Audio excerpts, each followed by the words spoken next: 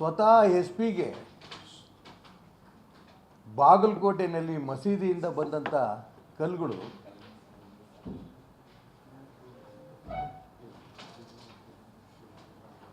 ಹಲ್ಲೆ ಆಗಿ ರಕ್ತ ಬಂದು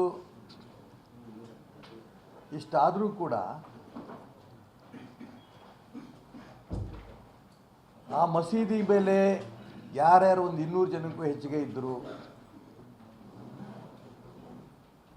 ಅವ್ರನ್ನ ತಕ್ಷಣ ಅರೆಸ್ಟ್ ಮಾಡ್ಬೋದಿತ್ತು.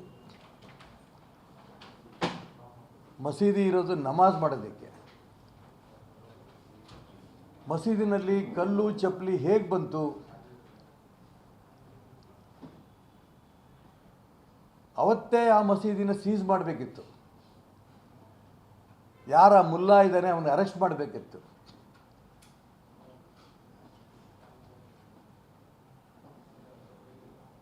ಮಸೀದಿಗಳಲ್ಲಿ ಖಡ್ಗ, ಲಾಂಗು, ಬಾಂಬು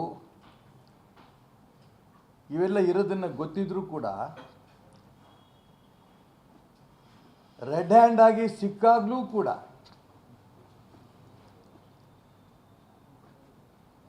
ಆ ಮಸೀದಿಗಳನ್ನು ಸೀಸ್ ಮಾಡ್ದೇನೆ ಅಲ್ಲಿರೋಂಥ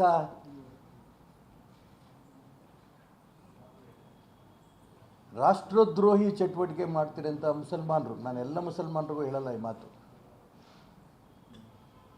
ರಾಷ್ಟ್ರದ್ರೋಹಿ ಚಟುವಟಿಕೆಗಳಿರೋಂಥ ಮುಸಲ್ಮಾನರನ್ನು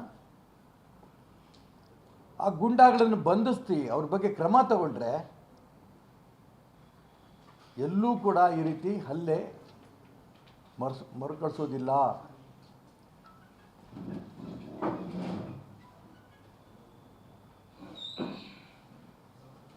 ಈ ರೀತಿ ಗೂಂಡಾಗಳಿಗೆ, ರಾಷ್ಟ್ರದ್ರೋಹಿಗಳಿಗೆ ತುಂಬ ಸ್ಪಷ್ಟವಾಗಿ ಗೊತ್ತು, ನಾವು ಏನೇ ಕೊಲೆ ಮಾಡಲಿ, ಏನೇ ಚಪ್ಪಲಿ ಎಸೀಲಿ, ಏನೇ ಕಲ್ಲೆಸೀಲಿ, ನಾಗರಿಕರ ಮೇಲೆಲ್ಲ, ಪೊಲೀಸ್ ಇಲಾಖೆ ಮೇಲೆ ಕಲ್ಲೆಸೀಲಿ, ನಮಗೆ ರಕ್ಷಣೆ ರಾಜ್ಯದ ಕಾಂಗ್ರೆಸ್ ಸರ್ಕಾರದ ಸಿಗತ್ತೆ ಅನ್ನಂಥ ಪೂರ್ಣ ವಿಶ್ವಾಸದಲ್ಲಿ ಈ ಹಲ್ಲೆ, ದರೋಡೆ, ಕೊಲೆ ನಡೀತಾ ಇದ್ದಾವೆ.